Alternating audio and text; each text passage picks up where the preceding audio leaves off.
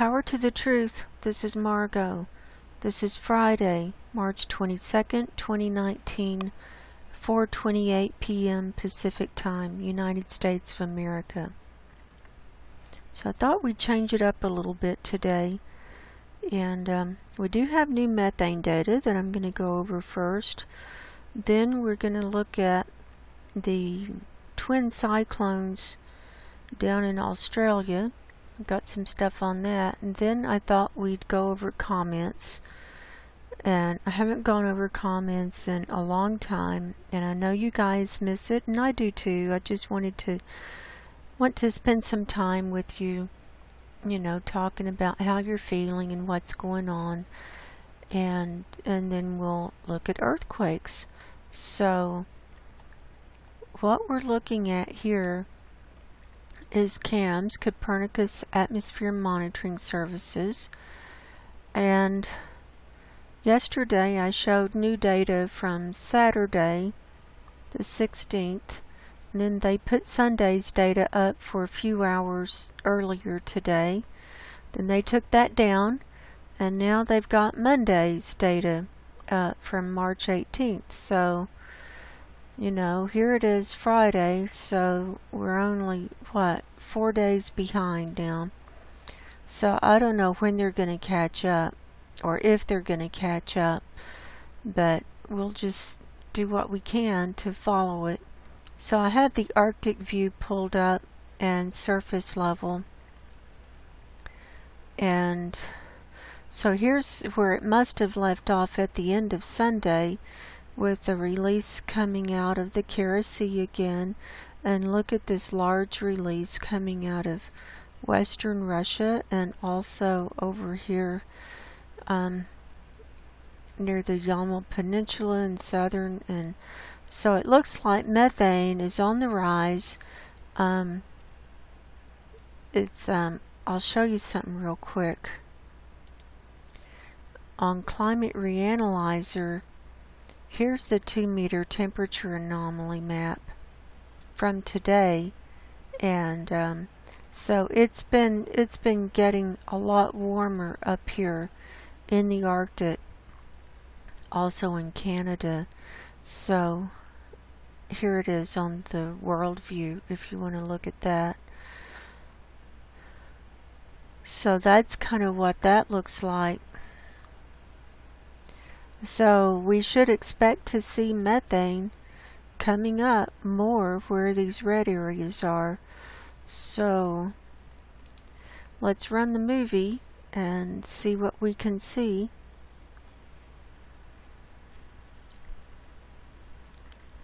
And now as it goes into the forecast period, we're seeing this arm moving across northern Siberia. We saw that a few weeks ago, and then that had kind of calmed down, but now it looks like methane is picking back up because it is warming. The sun is up there. The northern part of the earth is tilting more towards the sun as we go into spring and summer now. So as this happens, we will expect to see more and more methane coming out of everywhere up in the northern hemisphere, but especially up here in these Arctic areas.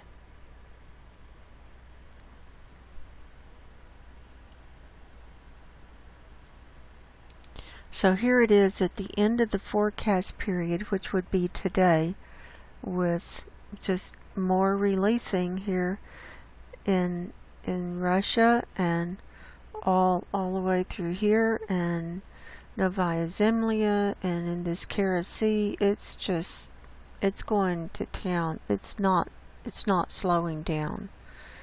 It's just not slowing down. And now I have it pulled up for the global view for you to see what it looks like in your neighborhood.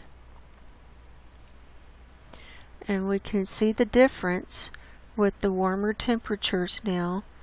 With look at Europe and this whole area is now coming back with the dark brown, and that had kind of that didn't look nearly this bad a week ago, but we see parts of the US has a lot of release, and China and India and so forth. But look at this whole thing up here in Russia. It's really getting covered up. And then the release coming out in the Arctic Ocean now too. So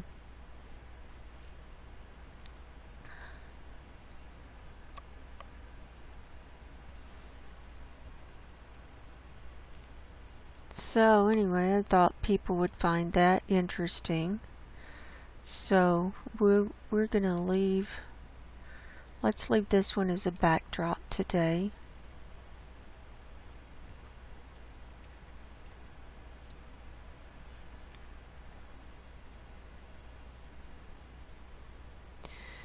And I did have a lot of articles ready to go, but there were so many comments coming in, and good comments, that I really wanted to go over and acknowledge people for sharing where you're at, what the weather is like there, sharing research, sharing your feelings, sharing your observations, because this is what I want my community to be about. So I think periodically I will definitely do comments, maybe once a week or every few days or something like that, just so we can keep in touch with each other. So I want to look at these cyclones now. Here we are on NASA Worldview from today. This is Cyclone Trevor getting ready to come in to the coast here. And this is Cyclone Veronica. Now Veronica is, you can't really see it that good in this picture, but it's got a very well formed eye now, and it's humongous. I mean, it takes up this whole northwestern area. And then Trevor is really going to be a huge producer, because not only do you have Trevor, but look at this system that's dragging along behind it, that I think is pulling energy. So Trevor is going to be a nightmare, and Veronica too. But I've been reading, and I mean, the area it's going to affect, it's going to move way inland and come around, and it's going to affect a large inland area here in northern Australia. And they've been evacuating for both of these, so it's a real scary situation. So if we look at precipitation and clouds down here, we can see on Climate Reanalyzer where it's got the little red eye right there ready to make landfall on Trevor, and the red eye a little bit out still in the ocean on Veronica. And we looky here, we got a new system forming to the east of Madagascar in the Indian Ocean. So there's just a lot of rain dumping all over the place. And if you look at, let's come on down here to Australia. If you look at Trevor and look at this rain, this whole rain swath that's coming along behind Trevor, and see the storm impact is actually, it's spreading out. as it's coming in this Gulf of Carpentaria, and then ready to hit land there. And then I have Earth Null School pulled up, and we have the orthographic view for the air, and it's wind and surface. So if we zoom in, now this is local time, this is my time, so at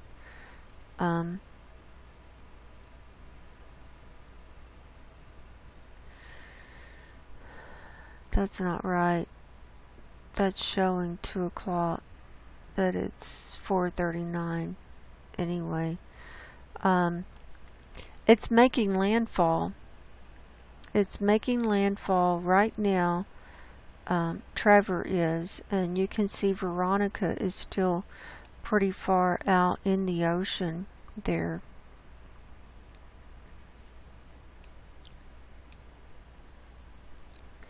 So let me open this up a little more.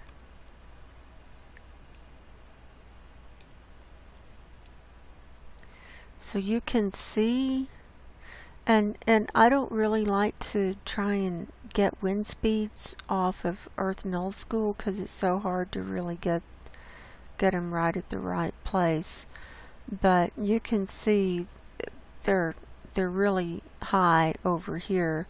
But if you want to try and get them, you can click here, and right there where the green circle is showing 134 kilometers per hour, or 83 miles per hour. And then what you can do, you can move forward. Like a day from now, here's what they're expecting it to look like. Veronica will be in the process of making landfall, and Trevor will be well in onto the land. So that's a day from now. So this is the next 24 hours is going to be 24 to 48 hours is going to be everyone's going to be like biting their nails down there trying to figure out what's going on. So we need to keep all of these people in our prayers down there. So I'm going to close that one out, and now I've got some articles to share regarding the cyclones, and I'm going to start. This is from NASA.gov, hurricane and typhoon updates. This is starting with Trevor, March 22nd. Tropical cyclone Trevor fills Australia's Gulf of Carpentaria in NASA image. Yeah, I'd say it fills the Gulf. See? There it is. On March 22nd, 2019, the MODIS instrument aboard NASA's Aqua satellite provided a visible image of Tropical Cyclone Trevor filling up the Gulf of Carpentaria. The Gulf of Carpentaria is a large, shallow sea. It is surrounded on 3 sides by northern Australia and bounded by the Arafura Sea to the north. Trevor had crossed the Cape York Peninsula on March 21st and moved into the Gulf.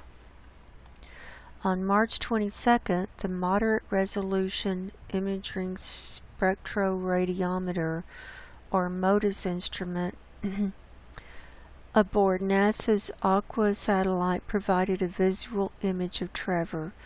Satellite imagery revealed that Trevor's clouds had filled up the Gulf. It showed that bands of thunderstorms circled more tightly around the center of circulation than the previous day. So we can look back.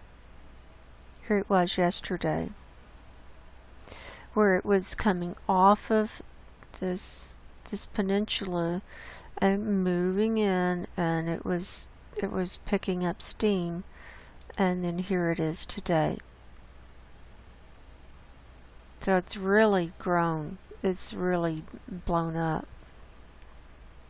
The Australian Bureau of Meteorology, or ABM, updated warnings and watches on March 22nd. The warning zone includes Alangula in the Northern Territory to Burketown in Queensland, and inland parts of the Eastern Carpentaria District and the Northwest Gulf Country, including Groote Eylandt, Mornington Island, Borroloola, Robinson River, Wollongong, MacArthur River, Cape Crawford, Creswell Downs, Burnett Downs, and Dumagee. The watch zone includes inland parts of the Northwest Gulf Country in Queensland and the Western Carpentaria and Central Barkly districts in the Northern Territory. At 8 a.m. Eastern Daylight Time, or 9:30 p.m. Australian Central Time, on March 22nd, maximum sustained winds near Trevor Center were near 90 miles an hour, or 150 kilometers per hour. Trevor was centered near 15 degrees south latitude and 138.9 degrees east latitude. That's about 110 miles or 185 kilometers north of Mornington Island. ABM noted dangerous conditions are expected tonight along the southern Gulf of Carpentaria coast as severe tropical cyclone Trevor approaches. The cyclone is expected to cross the coast during Saturday morning, March 23rd, between Port MacArthur and the Northern Territory Queensland border. Destructive winds, very heavy rainfall, and storm surge are expected with this storm. ABM said coastal residents between Port Roper and the NT Queensland border are specifically warned of a very dangerous storm tide as the cyclone center approaches the coast. Tides will rise significantly above the normal high tide, with damaging waves and very dangerous flooding during Friday night and Saturday. As the cyclone approaches the coast, a storm tide is also expected between the Northern Territory Queensland border and Burketown. Large waves may produce minor flooding along the foreshore. And for updated forecasts, you can go there. So I thought that was real concise and to the point, and I like the picture. And so now we're going to look at Veronica from NASA, and then I've got some articles to go over too regarding the hurricane cyclones.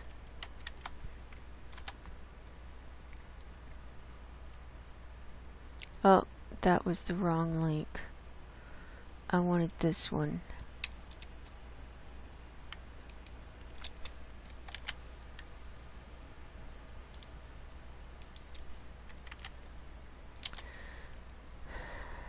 Okay, Veronica from NASA again. Southern Indian Ocean, March 22nd, 2019. Powerful tropical cyclone Veronica eyes Australia's Pilbara coast. That's what it looks like there. NOAA's Suomi NPP satellite passed over the southern Indian Ocean and captured a visible image of severe tropical cyclone Veronica on March 22nd as it moved toward the Pilbara coast of Western Australia. Veronica was illuminated by the full moon. Yeah, it was a full moon.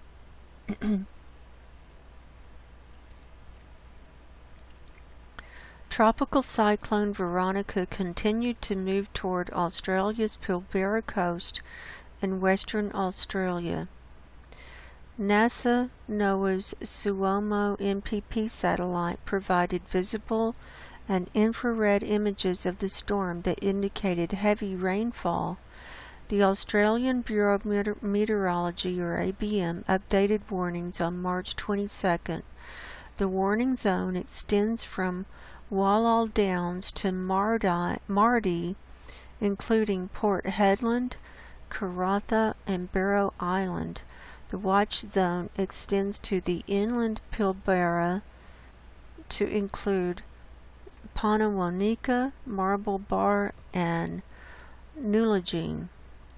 Swami NPP passed over Savannah on March 22nd, and the Visible Infrared Imaging Radiometer Suite, or VIIRS instrument, provided visible and infrared images of the storm.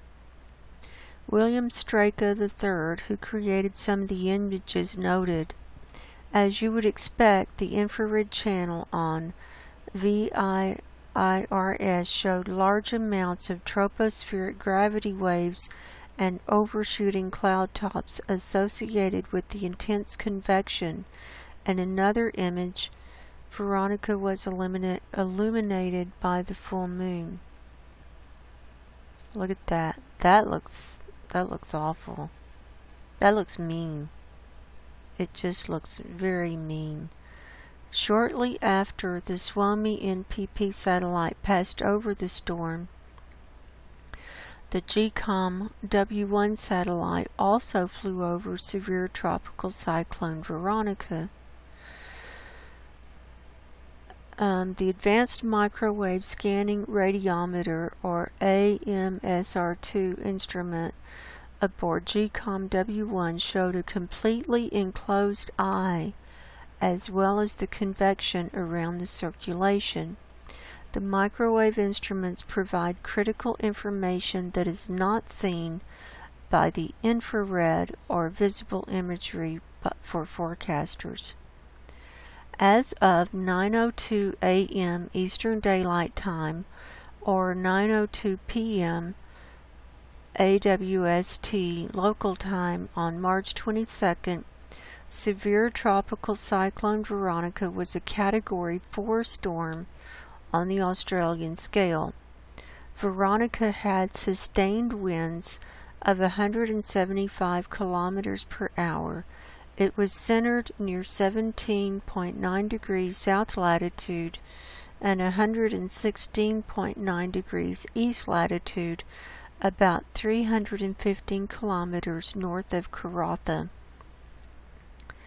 ABM noted severe tropical cyclone Veronica, a Category 4 system, is moving slowly southwards towards the Pilbara coast. During Saturday, it is expected to take a more southeast track and reach the coast late Saturday or Sunday.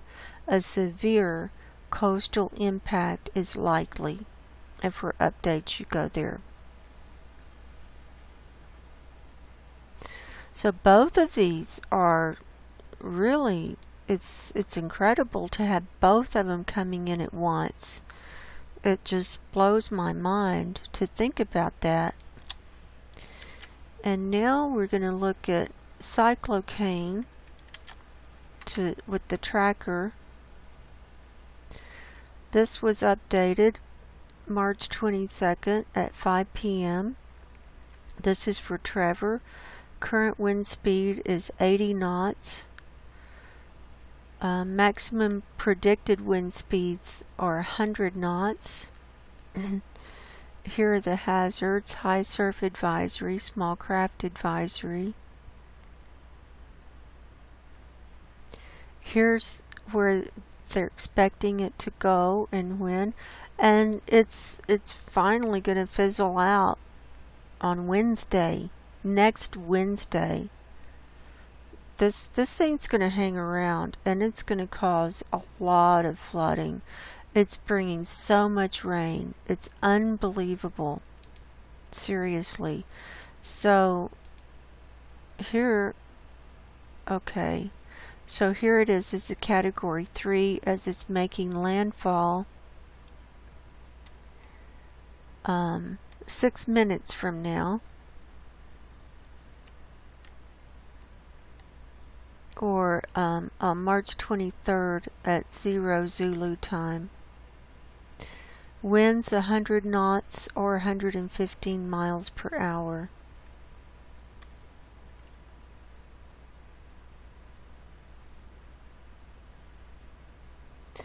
And then there, by about 6 hours from now, it's going to go down to a category 1, and it will be at 80 knots or 92 miles per hour as it moves inland. And as it moves further inland, 12 hours from now, they're estimating 55 knots or 63 miles per hour, and so forth. And you can just click on these dots and see. And so 1 day from now, it's going to be pretty far inland, and it will be 30 knots or 35 miles per hour. So it will have slowed down a lot within a day, but it's going to hang around and move on down. And this is where we saw all that flooding earlier, what, a month ago. Look at that. That looks very mean too. That's scary. That is very scary. And then here are different links that you can go to. So that's the Trevor. And now let's look at Veronica.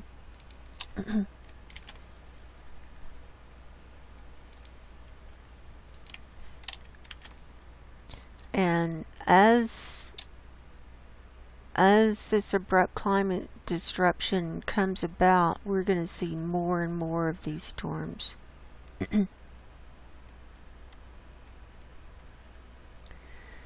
Current wind speed is 95 knots. Maximum predicted wind speed is 105 knots. This is as of March 22nd, 5 p.m. Special alert. A special weather bulletin issued at 14:30 hours on March 22nd. Veronica land hazards. Let's look at that. Special weather bulletin. A tropical depression which was evolving to the northeast of St. Brandon has now reached the moderate tropical storm intensity, and at 13:30 hours it has been named Joninha. So this is a new thing.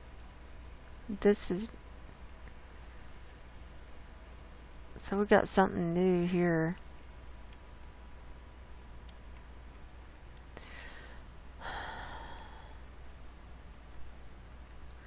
It was centered at 1400 hours. It was centered at about 340 kilometers to the northeast of St. Brandon. Joninha is now moving in a general southerly direction at about 8 kilometers per hour.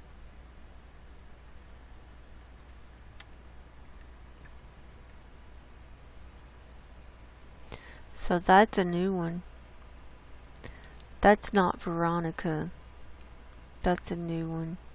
So let's just stick with Veronica at the moment. So here we are with Veronica. Let's see. That's 6 hours from now. Let's see where we are. 6 hours. So it's still pretty far out.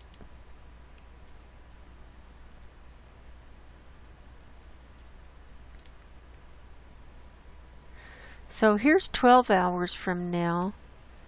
It's going to be a Category 2 hurricane, and it's going to be going about 109 miles per hour or 95 knots as it approaches the coast. Here it is 6 hours from now, be Category 3. So it's going to start slowing down as it approaches the coast, it looks like. And as it hits landfall, they're thinking it's going to be a Category 2. That's 1 day from now.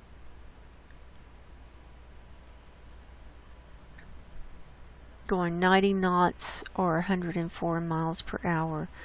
And then they're expecting it to make a hard left or right, depending on your direction, which way you're going, and go back out.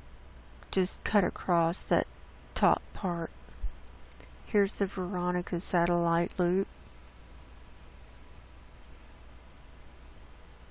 And more things. So there's that. Now I've got 3 articles about this.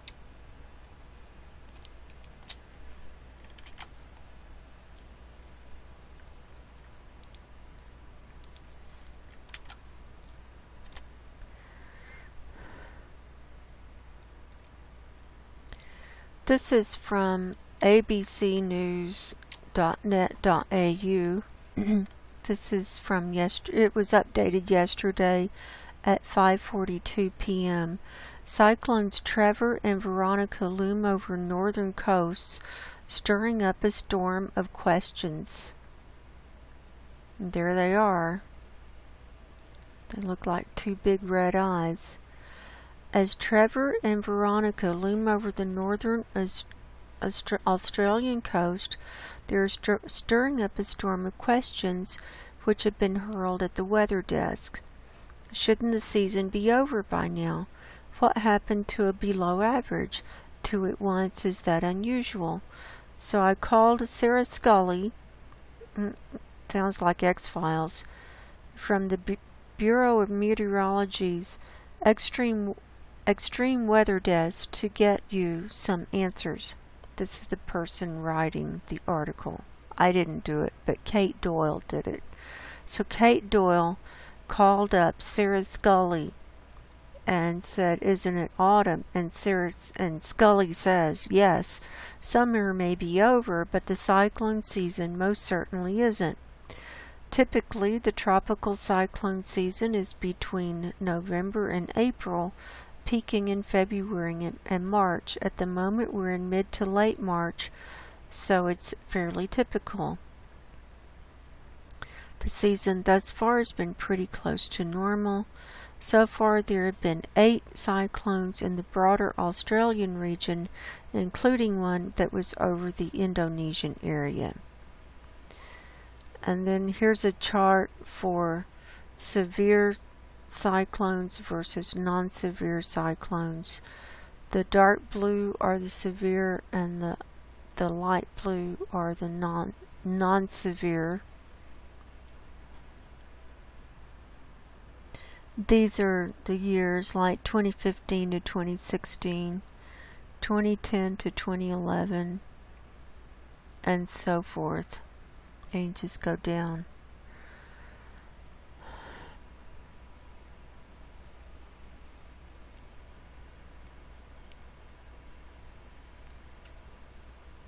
The season was forecast to have a below average number of cyclones due to a likely El Nino, but even though we're back up to an El Nino alert, a 70% chance of El Nino occurring within the year, the El Nino never fully developed this season. And what happened to the letter U? We have Trevor, then Veronica. Wait, A, B, C, D, what happened to U? And Scully says, because cyclones are named using names, certain letters of the alphabet have their limitations. To prevent reusing the same names over and over, some of the letters are grouped. There are only so many times you can call a cyclone Ursula. The Australian Cyclone Naming System groups P through Q and U through V and W through Z. Next on the list is Wallace, to be followed by Anne, Blake, Claudia, etc. Two at once. And Scully said it was not something that you typically see, but it's not completely unheard of. The fact that they are both happening now is not a coincidence. They are both part of and connected by the monsoon trough. At the moment, the monsoon trough has dipped over mainland Australia, and the trough has tropical lows embedded within it. And then it goes into, there's a video, how do cyclones form, etc., etc. The water temperature over northern Australia at the moment is also very, very warm, a temperature of 31 degrees Celsius. Cyclones are fueled by warm oceans, so that it is also enhancing the cyclones at the moment. So cyclones are the equivalent to hurricanes in the northern hemisphere. Could they collide? And Scully says no. If we get a front coming through at the right sort of time, it could take the moisture from those cyclones and drag it over southern Australia, which is what we're going to see actually in the weekend with the cold front moving over southeastern Australia. The trough is really going to have a lot more moisture in it from feeding down from Tropical Cyclone Trevor. Once it crosses the coast, it's expected to weaken because it will no longer be over the warm water it needs for fuel. But just because it will weaken doesn't mean it's over. It is expected to track into the interior of the Northern Territory. That's what we saw. Now, the interior of the Northern Territory has had a very dry, wet season, and so on. And so, then she says Veronica came out of nowhere. And Scully says, yes, Veronica developed quickly on Wednesday, and the speed of its development is again thanks to those warm ocean currents. And it's over water well away from land, and so on and so forth. So that's pretty much the end of that article. So now we know about those two, and they're not going to collide, she says.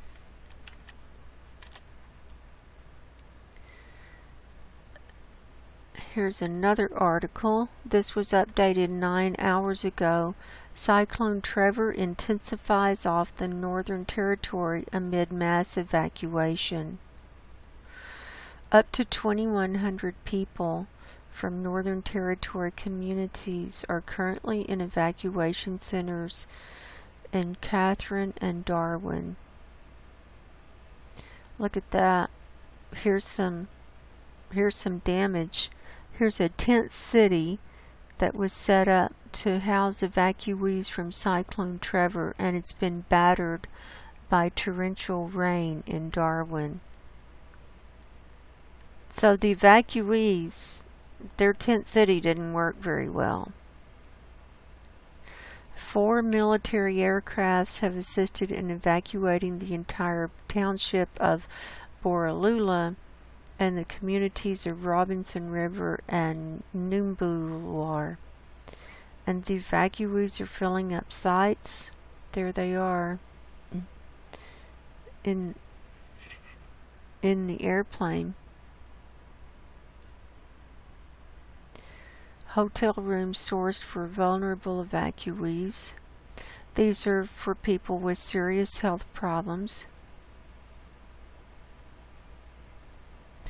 And here's the storm coming in, what they're tracking. MacArthur River Mine currently being evacuated. There's the people. Groot residents seeking shelter.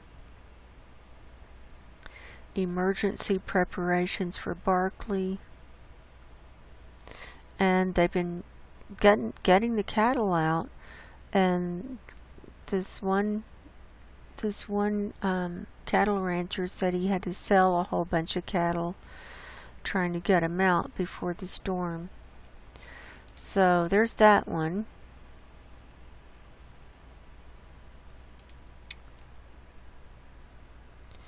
And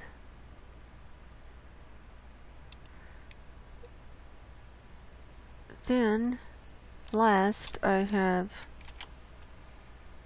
one Twitter thing to show you.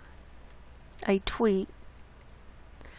Severe tropical cyclone Trevor has rapidly strengthened into a powerful Category 4 severe tropical cyclone, which is equivalent to a Category 4 major hurricane in the Atlantic over the warm waters of the Gulf of Carpentaria. So this is more the same that we've seen. So that's from AccuWeather. So those are all of my articles that I had to share today. And I mean, I had a whole bunch of others lined up too, having to do with the Arctic and warming oceans and different things, but I figured these cyclones took precedence because this is in real time. The other stuff we can always go over, but I wanted to go over what's happening now, and so that we can keep these people in our thoughts and prayers, because it's going to be a rough week. It's going to be a rough weekend for a whole bunch of people, and it's going to be rough recovering from all of that too. One more thing I want to share real quick. This is from Guy McPherson's video that he did recently. It's called Edge of Extinction: 8 distinct paths to loss of human habitat. So he listed the 8 distinct ways that we can lose human habitat in his mind, and there are some more, but I think a lot of things fall in these. So the first one is methane releases from clathrates under the Arctic Ocean. Number 2 is methane releases from terrestrial permafrost in the Arctic. Number 3 is continued industrial activity driving up temperatures. Number 4 is decreased industrial activity reducing aerosol masking. 5, decline in grain harvest and an 83.3% decline of earthworms. 6, ice-free Arctic Ocean. 7, financial collapse leading to reduction of aerosol masking. And 8, El Nino event causing ocean heat to enter atmosphere. Well, we're seeing the effects of that right now with these cyclones and with the flooding and the extreme weathers, and because when you have the ocean heat to enter the atmosphere, then you get all the water up in the atmosphere. So I'll leave the link below to that posting by Guy, but these are the 8 things that he actually went over. So, and in the comments, a lot of people were talking about these exact same things. So I'm going to take a little break, and then I'll come right back and do the comments, and then we'll do earthquakes. I'll be right back. Don't go anywhere. Okay, I'm back. So let's hop on over. I've got comments pulled up for the last 4 days we're going to look at.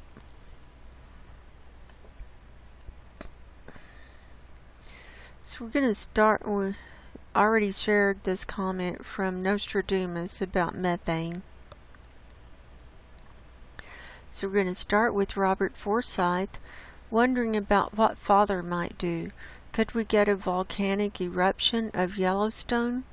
Could we get a sudden break-off of an ice shelf in Antarctica? Summer is on its way to the northern hemisphere, and we will have a free-for-all hurricane season. We have about 2 to 3 years before the first blue ocean event. Well, that's an opinion. I don't think it's that far out, but anyway. Then it will be the melt of Greenland. My take is about 10 years till all the major cities flood. About 250 feet will not only flood everything but make a pathway between the Pacific and Atlantic Oceans. Read the Gospel of Thomas, not long. Thank you, Robert, for that comment. Yeah, I think, we've got a whole combo plate going on here. And I did have a dream recently about the flooding going up between, just the Mississippi just filling out and just going up the center of the United States. Next was Marcia Noren, and she says the Omaha World Herald has failed to cover the extent of this catastrophe. That's when I was reporting on the flooding in Nebraska and those areas. The floodwaters, highly toxic, farm animals are drowning. Homeowners in those rural towns have modest incomes and do not carry flood insurance. I know, and she left another comment that goes right with that. When floods meet factory farms, an increasingly common phenomenon due to climate change, under each hog building is an open pit filled with millions of gallons of feces and urine that is infested with viruses, antibiotic-resistant bacteria, and parasites. That's a lovely picture, but it's true.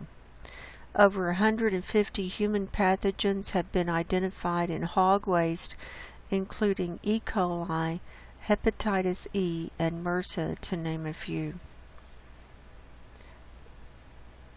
Yeah, Marcia, you're up on it. You are definitely up on it, and it's awful. It's going to be. I don't know what's going on there now, but they're trying to recover. And the last I heard, in some places the water was still like 10 inches high, and I just can't even imagine.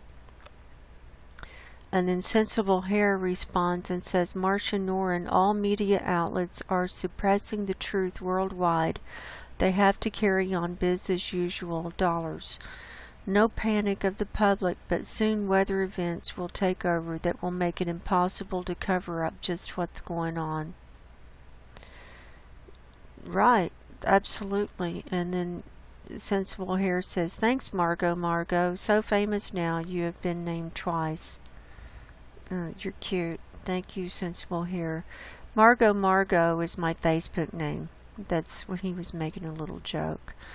So, then Colin Shaw says, the darkness in humans always fights truth. They call the low level the high level, because this is all they know. It's in tragedies sometimes that God assists us to make choices and clearer thinking in an attempt to awaken sleeping spiritual energies within us, and so we may start to grow through an act of selflessness and conscious maturing love, especially to realize true worth and false values. Every moment is new. Thank you, Colin. That was beautiful. That was beautiful.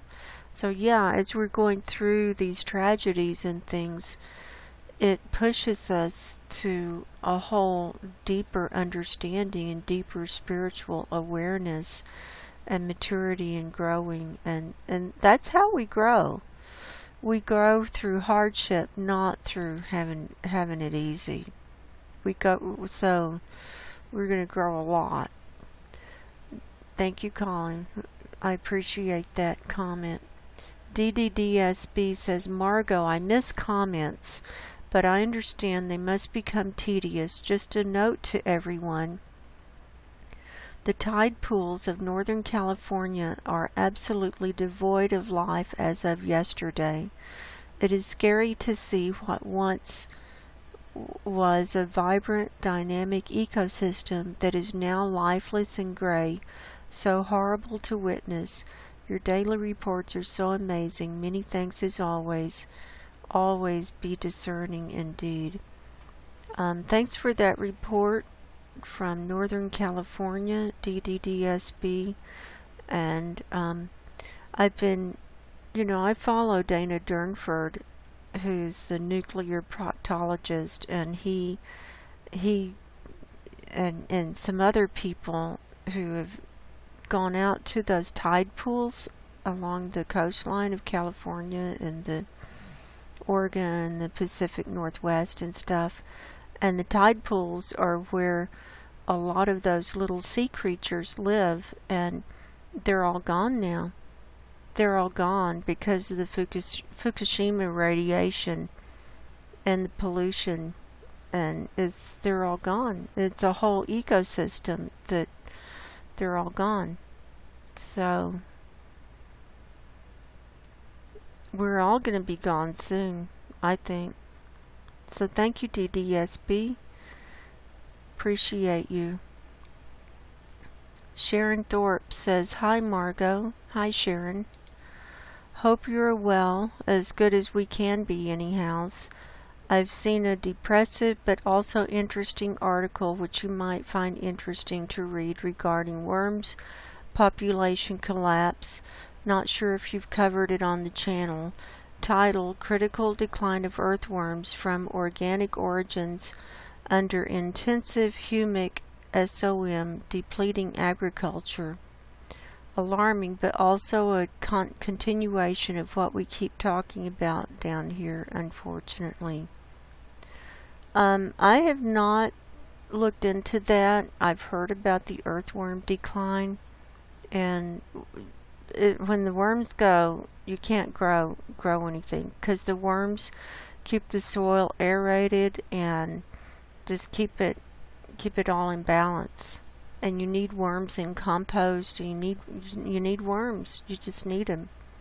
So thanks for that, Sharon. That might be something I'll look into in the future. If people have something they want me to look into or to present, if you'll put a link in the comment, if you'll put a link to the article, that would be a lot easier, because I'm too tired to go looking around for this stuff. So thank you, Sharon. I appreciate you being here. And Sensible Hair says, thanks, Margo. You're welcome, Sensible Hair. Thank you. Colin Shaw says, hi, Margo.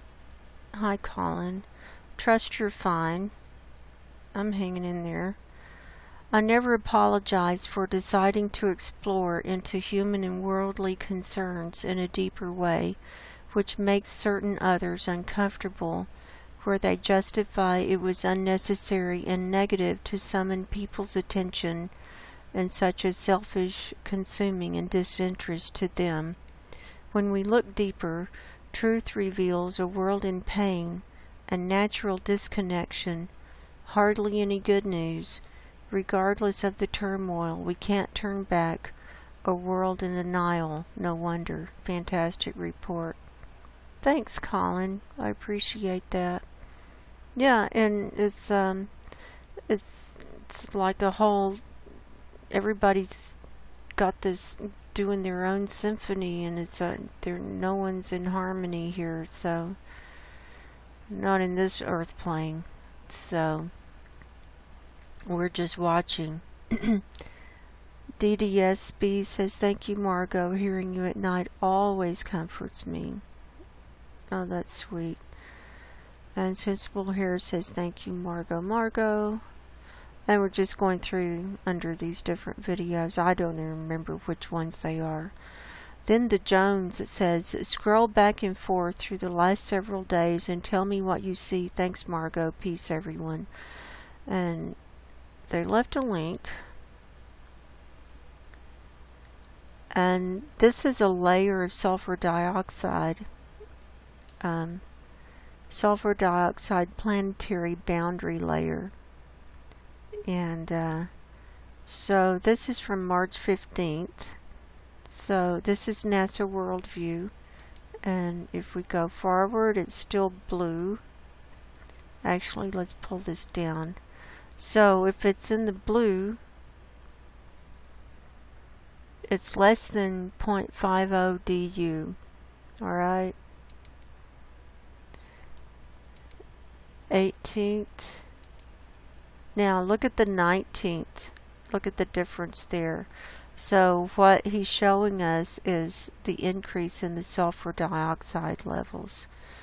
And it went up where I have my pointer is 2.82 DU. That was the 19th. Here's the 20th. So it's still high. Look at down here in South America especially. Wow, it's off the chart. 4.46 DU. 21st. Here's the 22nd. I think that's what he was showing us.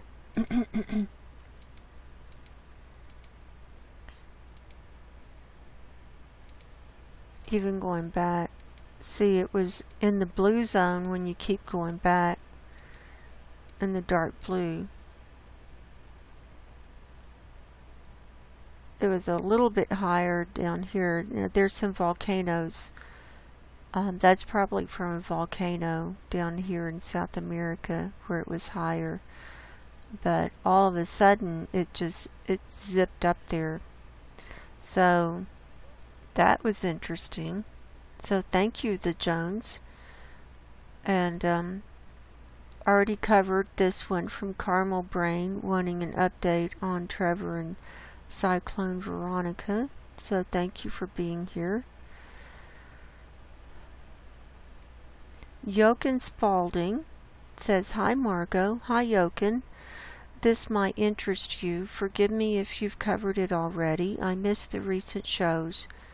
Mysterious planet-wide rumble may have come from the largest underwater eruption ever recorded. And I covered that in my show. When was it? Last night? Yeah, I covered that briefly in my show last night. That was an interesting article, so I appreciate that, and thanks for the link to that. That's exactly the way to present it. And that was from saying that the underground undersea volcanoes are erupting and causing a lot of stuff to happen. So thanks, Jochen. Appreciate that. Michael Berlin says, thank you, Margo, and much love. Oh, thank you, Michael. Much love to you, too. Then Colin says, this is under my Popocatépetl video. Between fracking, 43 greenhouse gases attacking the atmosphere, and the older underground and above-ground atomic and hydrogen bomb test explosions, which is insanity, this very abused planet never really stood a chance. As for the present and future, does not bear thinking about how much time left. God only knows. The earth is not indestructible. It can die like anything else, and it's been dying for a while now. Poor earth. Nice report, Margo. I feel the same way, Colin. I feel the same way, and it's a living being, and it's made up from all these different living systems here, and as one system starts failing and then dying, another system fails and dies because all of them are interdependent. So I agree that the earth can die, and I think that's what's happening. So thank you for that. That was very poignant. And then Sensible Hair says, thanks Margo. Everything seems to be moving so fast now. Yes, everything is moving fast. And then this comment is under one of my spiritual warfare videos. Susan Ann Gray says, brilliant, Margo. Oh, thank you. Well, it was from God. It wasn't from me. So Sensible Hair said that now we're up to the comments under my latest video from yesterday. Sensible Hair says 7:30 a.m. here. Temperature has just shot from 4 to 9°C in the space of 30 minutes. Nothing is normal anymore, or at least normal as we know it. Summer in the northern hemisphere is not going to be good. Thanks as ever, Margo. Thanks for the report, Sensible Hair. No, it's not going to be good. Northern hemisphere is screwed. Summer is going to be bad. And we're screwed. We're screwed. Dingle Jack. He leaves comments every now and then. Hi, Margo. More power to you. Hi, Dingle Jack. Thank you. He goes on, I'm in Nebraska where we've been hit with the worst flood in our history. January to March was 20 to 30 degrees Fahrenheit below average because of heat moving into the Arctic stratosphere in a process called sudden stratospheric warming that caused the Arctic gyre to break apart, which essentially parked cold Arctic air over much of the U.S. and Europe. There's an excellent article on the Severe Weather Europe site on the subject. Following that, a bomb cyclone hit and temperatures went to 60 degrees Fahrenheit with thunderstorms in a day that set off the massive flood and thaw. Nearly every community along the Elkhorn, Platte, Niobrara, and Missouri rivers were affected. The rivers all flow into the Mississippi as normal. It's just a matter of so much water so quickly on frozen, snow-covered ground. There were big losses in cattle with so many feedlots in the area, and as you said, the loss of cropland. Keep up the excellent work. We're all together in this one. Thank you for the report, Dingle Jack. I know you're all suffering. I'm glad you're okay. I'm glad to hear from you. I didn't know where you were located. So I'm glad you're okay. Glad to hear from you, and thank you for the report and for your comment. I appreciate you. And we are all in this together. Robert Forsyth says, Margo, thank you. I ponder about those methane pockets that may move over Greenland. Would be a bad omen. Could you keep an eye on this? Yeah, we'll be looking at that. Thanks, Robert. Colin Shaw says, weird as it seems, I too have had many dreams of ocean floods. I really dislike such dreams. Very disturbing at the time. And also bee swarm problems. Makes me sweat at the time. Very vivid. Maybe symbolic of spiritual changes in awareness. God only knows. Much thanks, Margo. Nice show. Thank you, Colin. And you know, I think a lot of people are getting more and more of these dreams. And I think they're prophetic. And I barely sleep anymore. It's hard for me to relax. It's hard to me to think about anything else. It's hard, and you know, I'm skilled as a hypnotist, deep meditation, going into, my inner reality and stuff like that. I'm very skilled at that, but it is just hard for me to shut this off to try and rest, because, I'm so in tune with the earth and with the climate and with the beings and the trees and the animals and the people, and I'm just so in tune, and I know that Mother Earth is really suffering right now, and all of the beings here, and I just it's awful. It's hard. It's so hard to be so empathic at this time, but it's my gift and my curse, and so it's anyway, back to, I think a lot of people are having these visions and dreams, and that I think they are prophetic, and it could be spiritual changes, but I think they're prophetic, and we're really seeing what's coming. So, and it's a sign that we do need to get right with God and Jesus. I mean, that's my belief. Other people have different beliefs, but we need to get our spiritual houses in order, whatever that means to you, whoever's out there listening. And that time is very short, and these are signs that we are in the end times. So thank you, Colin. I appreciate that. Then the Jones says the 2 Aussie cyclones will likely dump 1.25 inches of rain per hour for a day or so each. I can't even imagine. Multiply kilometers by 0.6 to get miles approximately. Peace, everyone. I know I can't imagine that either. It's going to be awful. These are floods like we've never seen before. Seriously, we are in no man's land with this stuff. Thank you for that, the Jones. Then Nostradamus, aka Dave Alcock, our friend from the UK, says, the roller coaster is picking up speed. Sounds of laughter from excitement and anticipation are soon to be replaced by the screams of terror and foreboding as the infrastructure begins to shudder. Can I get off now, please? Yeah, I think a lot of us feel the same way, except we're not laughing. We're excited and we're anticipating, but it's pre-traumatic stress. That's what I think it is. But thank you for that, Dave. Appreciate you.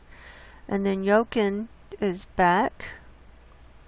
Hello, Margo. Hope you are fine and well. Hello, Jochen. Came across this article and thought it might interest you. Hundreds of bubble streams link biology, seismology off Washington's west coast. Have a wonderful weekend. And I briefly looked at that. It looks like a really interesting article that I would like to present in more detail. And it's about seeing these air bubbles, and they're linked to the seismology of the seafloor of what's going on off the coast of Washington. So that's definitely related to earthquakes. So I think that's going to be an article I will definitely follow up on in detail in the future, and will use as a lead article. So thank you for that, Jochen. I appreciate you, and hope you're doing fine and well too, and you have a wonderful weekend too. And then finally, Robert Forsyth says, Margo, if you look at elevation maps, the Gulf of Mexico will move up the central portion of the country. The canary in the coal mine is Greenland, 24 feet of sea level rise. Antarctica is to add enough to make about 240 feet or more. Both will go at the same time.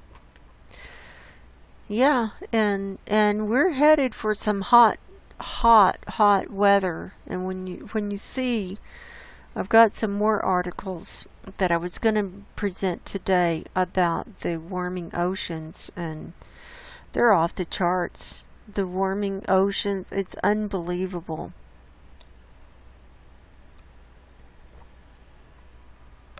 And when you got that, and then the atmosphere heating up and everything, all the ice is going to be melting very quickly.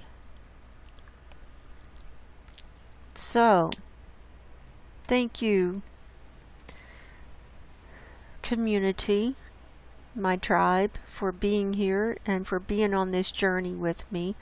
I appreciate every single one of you, and I love the comments. And you know, we went a while where people weren't leaving very many comments, but now you're leaving some really great ones. So I had to say, well, let's do comments. So thank you, and now let's move on to the next part of the show. I have USGS for all magnitudes for the last 24 hours pulled up here. We're showing 205 worldwide on the map here, and now it's 5:45 p.m. Pacific time that I'm starting into this part of the report. And of these 205, we're showing 31 that are 2.5 magnitude and higher. So let's see what we need to address that's going to be coming off the map real quick here. The first one is this 3.3 in Puerto Rico, or near Puerto Rico. Let's go to all magnitudes. For Puerto Rico, I saw another one down here. 12 here. Here's the 3.0. Where was the 3.3?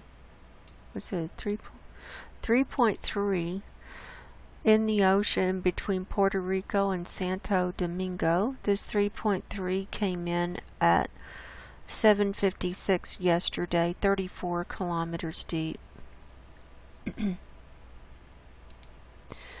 Then next was a 3.0 near San Antonio, Puerto Rico at 6:09 last night.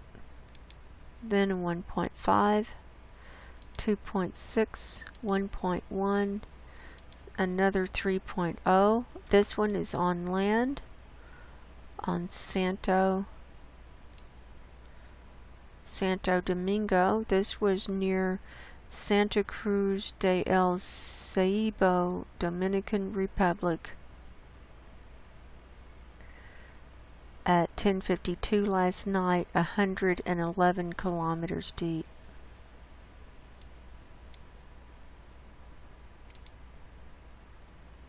So, I lost my place. Here we go, 2.3, 2.0, 2.6, 1.6, 1.2, and 2.4. So that's showing 12 there. I thought I saw another one down here. Yeah, here's one more. 2.8 near Gross Islet, Santa Lucia at 3:23 this morning. It was in the ocean there, off the coast. Okay, so we got those covered.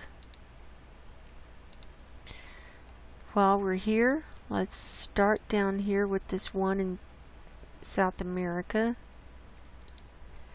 4.6 near Mala, Peru at 5:50 this morning, 48 kilometers deep on the land there.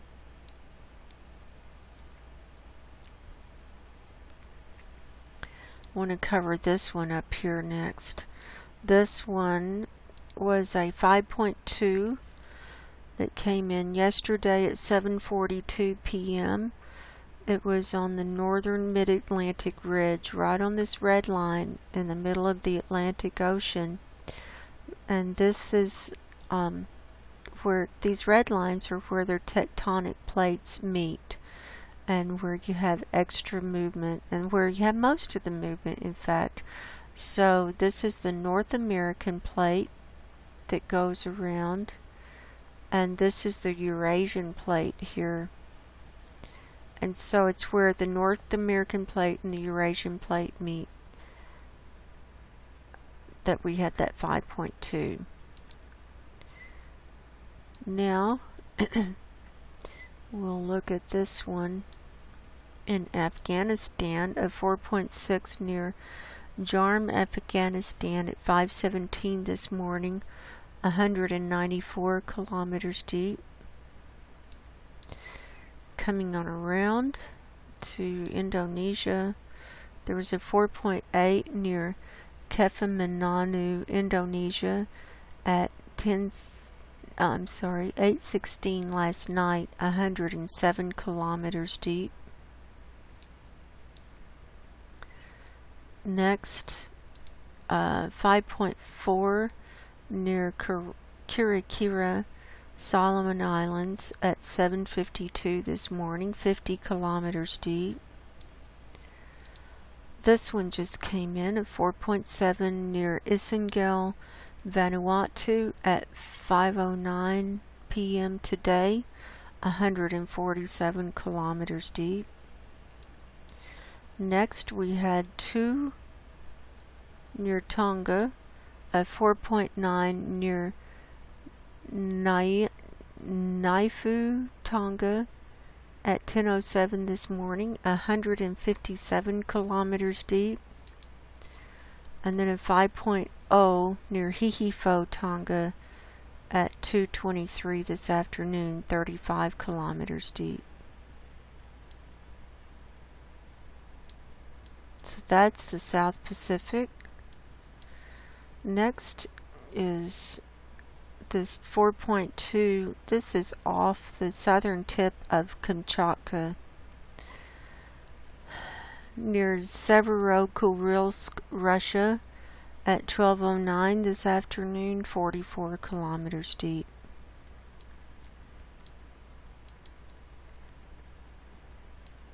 And that covers all of the international earthquakes. Next, let's go to Hawaii. So I've clicked over to all magnitudes here. Wow. Talk about an uptick. We've got 13 here today. We've got a 2.4, 2.2, 1.8, 2.1, 1.9, 1.8, and this one was at a minus 1.3 kilometers depth, 1.7, 2.5, 1.8 at minus 0.9 kilometers depth at Mauna Loa, 1.7, 1.7, 1.8, and this last 1.8 is at 0 kilometers depth. And that was near Kilauea. And look at this cluster. I mean, here's the Kilauea crater, and these are to the west of Kilauea. So there's just activity all over. So these two, that's that 1.8. This is right next to the Mauna Loa crater. Then another 1.8 to the west of that. So that's showing activity, definitely. Now let's move on up to Alaska. Here's the first one, 4.9 in the Aleutian Islands. This was near Amatignock Island, Alaska at 1:25 this afternoon, 60 kilometers deep. There's the island that it was near. So let's go on up.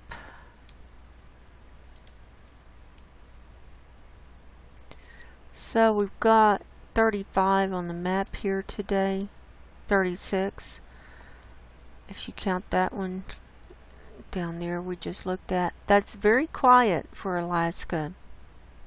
That's kind of concerning because normally they have between 50 and 100 a day. So of those, let's look at the ones that were 2.5 magnitude and higher. Here's a 2.5 near Bear Creek, 2.5 near Big Lake, that's near Anchorage, and 2.7 near Big Lake. And then up at the northern end, 2.6 Koktovik, 2.6 Koktovik, and 3.3. That's the largest one that we saw on land here today. So let's look at these two down here. Here's a 2.3 and a 1.9. This 2.3 is near Gustavus, and then the 1.9 is near Haines. So these are small, but they're peppered around. Here's the ones near Redoubt Volcano, 2.0, 2.0, 1.9, 1.9. Here's a 2.5, 1.9. Here's one that just came in, a 2.2. And here's it's clustering again near Anchorage. In this view there's 28, so the majority of them are right down here, clustered around the southern part. That's the majority of them. And then we had one at Kobuk, a 1.8 again. So now let's move down into the lower 48. First one, we've got this 3.1 near Medford, Oklahoma that came in at 3:36 this afternoon. We got 3 in Texas, a 2.5 near Pecos at 11:57 last night, 2.9 near Mentone at 5:44 this morning, and a 2.9 near Van Horn at 12:27 this morning. There's those. Coming on up, here's the Utah-Arizona border. There were 2. There was a 1.1 and a 0.7 right there. St. George is the reporting station. Then we've got 3 for the Farron area, 1.1 at minus 0.2 kilometers depth, 1.1 and 0.9. And now Bluffdale, which is just south of Salt Lake City, has had a little more activity today, a 1.8, 2.3, 1.1 and 2.2. Coming on up into the Yellowstone region, we're showing 7 here today. 1.9 near Soda Springs, Idaho. 1.0 West Yellowstone, Montana. 0.8 West Yellowstone, Montana. A 0 magnitude at Old Faithful Geyser, Wyoming. 1.6 Hoback, Wyoming. 2.0 Phillipsburg, Montana. And 1.8 Helena Valley, Northwest, Montana. So there's those. And this is suspiciously quiet. And it's Friday. It's not the weekend yet, unless the blasters took an early weekend. I'm not seeing anything in Washington. And I'm not seeing anything in Oregon. So, that's suspicious. Normally we should see something up there. We had a 2.7 near Petrolia, California at 10:55 this morning, right next to this San Andreas fault line that runs up to this Juan de Fuca plate. And at the geysers today, we're showing, including this one off by itself, we're showing 32 here today. The one off by itself is a 1.3 near Cloverdale. So of those 32, none of those were 2.5 magnitude or higher. So they're all small, ones and under, it looks like. Okay. Next, coming down into the San Francisco area, here's one in this Bay area at 0.6. Bayview, Montalvan at 4:26 this morning, right in the water. Here's a 0.9 near Orinda, just to the east of Berkeley at 9:52 last night. Here's a 1.4 magnitude quarry blast. Oh, okay, I knew the blasters hadn't gone home yet. This happened near Clayton, California at 12:05 this afternoon, minus 0.2 kilometers depth.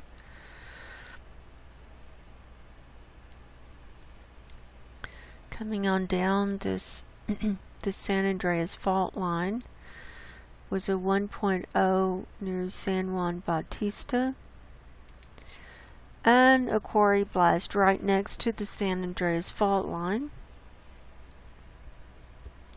1.2 magnitude earthquake there at Prunedale, near Prunedale, at 10:33 this morning at a minus 0.3 kilometers depth.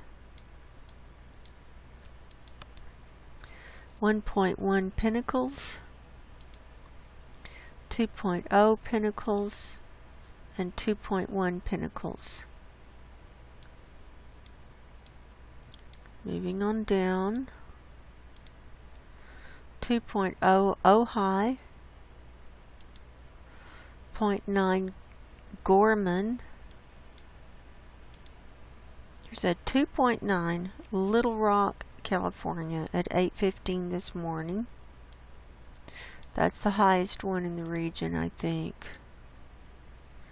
Yeah, there it is. Right on the red line. Let's see what just came in. 2.1 Redlands. So of southern, here's another blast. 1.1 magnitude quarry blast, Chula Vista at 1:56 this afternoon. 3.1 kilometers deep. That was in the ground, way deep. Here's one in Baja, 2.1 near Delta at 2:25 this morning. 1.3 Holtville. So let's see. Let's get all of Southern California on the map here, including that one in Baja. There were 36 here today. That's about average. 2.9, we got that. That's about average. And we've got our clusters around, our pairs, and they add up. When you see 2 here, 3 there, and you got 10 of those, they add up.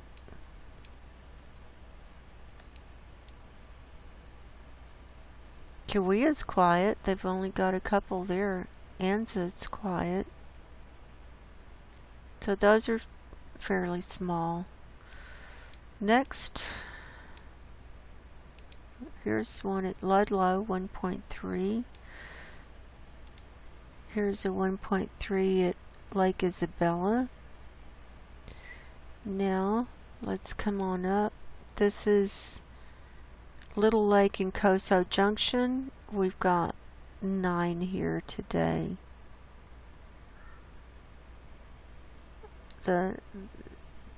I'll call them off: a 1.0, 2.1, 1.7, 2.5, 1.5, 1.3, 2.3, 1.1, and 0.8.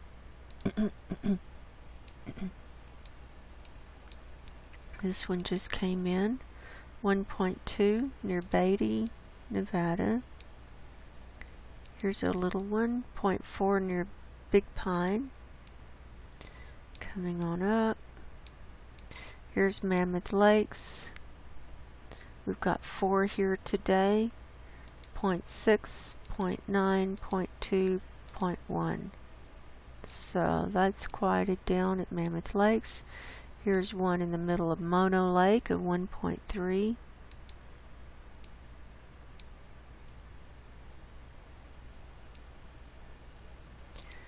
Now coming on up into Northern California. Oh, look! Right in the middle of the lake, a 1.0 near Prattville at 2:28 this morning. Lake Almanor. We've seen them there before. 1.7 near Susanville, 8:44 this morning. They had one near Susanville yesterday too. Coming down into the Reno area, 1.1 at Cold Springs at 3:54 this afternoon. Here's a minus 0.1 near Spanish Springs. It was on the road, well, on the way. Here's Pyramid Highway, and it's to the east of Pyramid Highway. It's on the way out to Pyramid Lake from Sparks. Thought that was just a little one. Here's a 1.4 near Stagecoach at 11:31 this morning, 0 kilometers depth. That's suspicious. Oh look, we've had 2 at Lovelock, a 1.5 at 11:07 this morning, and a 1.0 at 2:04 this afternoon. And we've talked about Lovelock. It was that's actually to the north of Lovelock. We've talked about, I've been to the Lovelock Cave. I've been there, done that. Where they found the giant skeleton in there. Been there, done that. 0.7 at Hawthorne. 0.8 Hawthorne. 0.5 Hawthorne. So that's pretty quiet down there.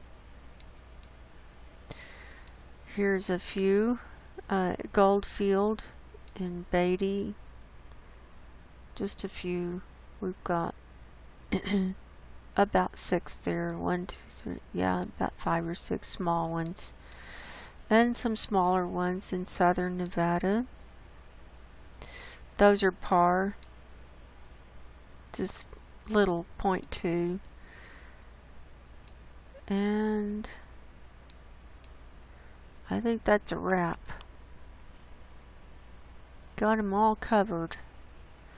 Now let's zoom out and see. Uh-oh, we got a new one. Oh, I showed that, I think. A 4.7 at Isengel, Vanuatu. So it's still in the red. That was at 5:09.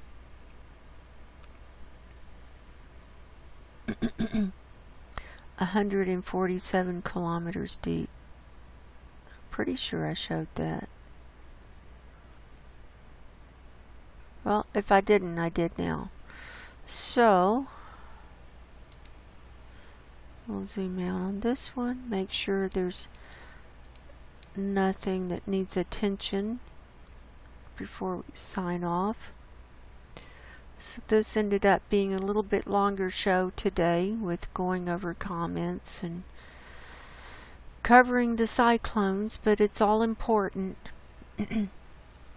So I love you guys.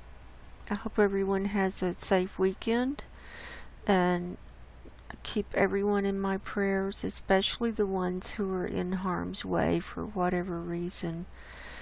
And time is short, and I recommend everyone get your spiritual house in order right now before it's too late. I love you. God bless you. Go in peace, and good night.